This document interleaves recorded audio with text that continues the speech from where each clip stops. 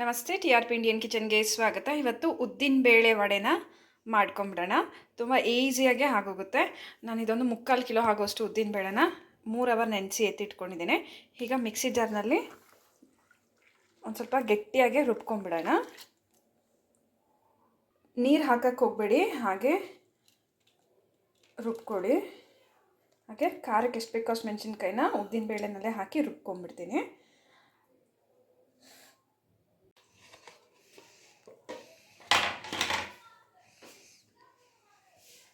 ನೋಡ್ಬೋದು, first round ರುಬ್ಕೊಂಡಿದ್ದೀನಿ.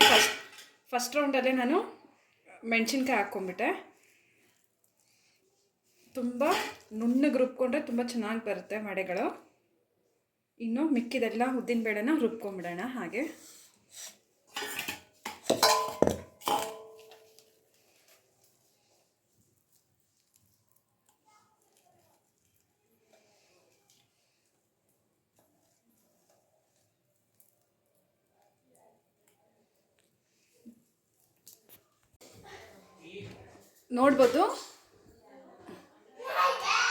ನೋಡ್ಬೋದು ಉದ್ದಿನ ಬೇಳೆನೆಲ್ಲ ಚೆನ್ನಾಗಿ ರುಬ್ಬಿ ಎತ್ತಿಟ್ಕೊಂಡಿದ್ದೀನಿ. ಗಟ್ಟಿಯಾಗಿ ರುಬ್ಬಿದ್ದೀನಿ. ನೋಡ್ಬೋದು, ಈ ರೀತಿ ರುಬ್ಬಿದಾಗ ನಮಗೆ ವಡೆಗಳು ಚೆನ್ನಾಗಿ ಬರುತ್ತೆ. ಈಗ ಎಲ್ಲ ಮಿಕ್ಸ್ ಮಾಡ್ಕೊಂಬಿಡೋಣ.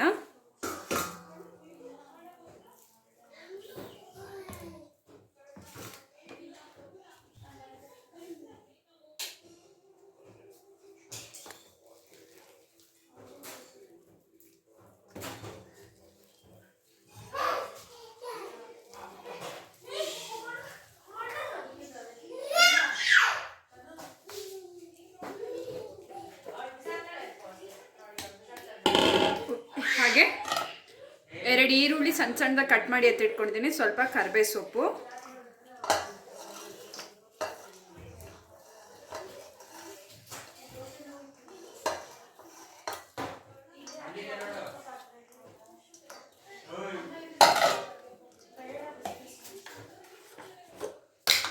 ಹಾಗೆ ಸ್ವಲ್ಪ ಸೋಡಾ ಹಾಕ್ಕೊತಿದ್ದೀನಿ. ಹಾಗೆ ರುಚಿಗೆ ತಕ್ಕಷ್ಟು ಉಪ್ಪು.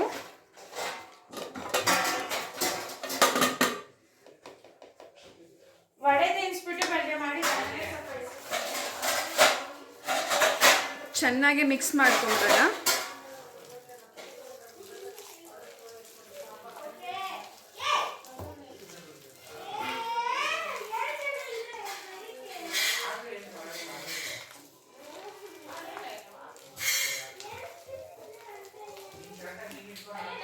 ಚೆನ್ನಾಗಿ ಮಿಕ್ಸ್ ಮಾಡಿದ್ದೀನಿ ನೋಡಿ.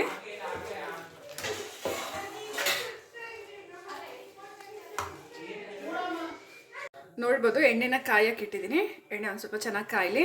ಆನಂತರ ಉದ್ದಿನ ವಡೆಗಳನ್ನ ಹಾಕೊಂಡ್ಬಿಡೋಣ. ನೋಡ್ಬೋದು, ಎಣ್ಣೆ ಚೆನ್ನಾಗಿ ಕಾದಿದೆ.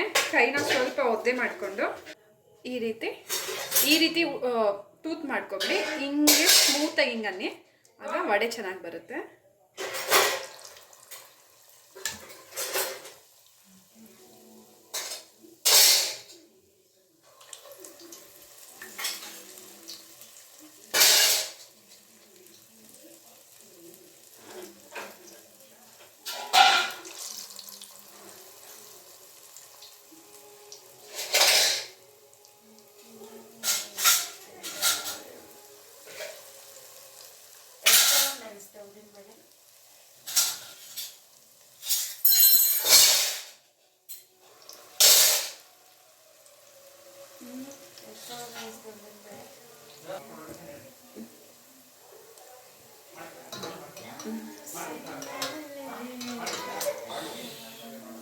ನೋಡ್ಬೋದು, ವಡೆಗಳನ್ನ ಇನ್ನು ಗೋಲ್ಡನ್ ಕಲರ್ಗೆ ಟರ್ನ್ ಆಗೋ ತನಕ ಚೆನ್ನಾಗಿ ಡೀಪ್ ಫ್ರೈ ಮಾಡ್ಕೊಂಬಿಡೋಣ.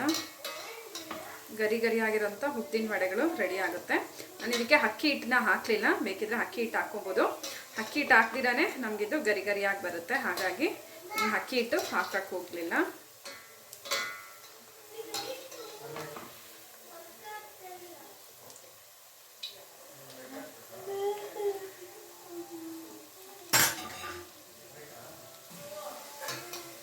ನೋಡ್ಬೋದು, ಎಲ್ಲ ವಡೆಗಳ ಕಲರ್ ಚೇಂಜ್ ಆಗಿದೆ ನೋಡಿ.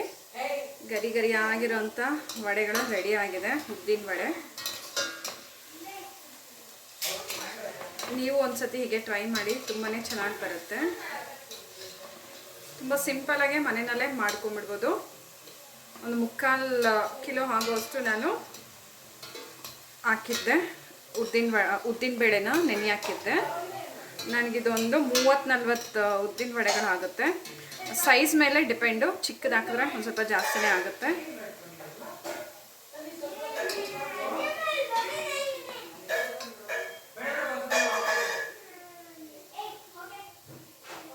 ನೋಡಿ, ವಡೆಗಳು ರೆಡಿ ಇದೆ. ಸೊ ನೀವು ಟ್ರೈ ಮಾಡಿ, ಹೇಗೆ ಬಂತಂತ ಹೇಳಿ ಕಮೆಂಟ್ ಮಾಡಿ. ಇನ್ನು ಹೊಸ ಈಸಿ ರೆಸಿಪೀಸ್ಗಾಗಿ ಈಗಲೇ ಚಾನಲ್ನ ಸಬ್ಸ್ಕ್ರೈಬ್ ಮಾಡ್ಕೊಬಿಡಿ. ನಾನು ವಿಡಿಯೋ ಅಪ್ಲೋಡ್ ಮಾಡಿದ ತಕ್ಷಣ ನಿಮಗೆ ನೋಟಿಫಿಕೇಷನ್ಸ್ ಬರುತ್ತೆ, ಮೊದಲಿಗೆ ನೀವು ಆ ವೀಡಿಯೋಸ್ನ ನೋಡ್ಕೋಬೋದು. Thank you, bye.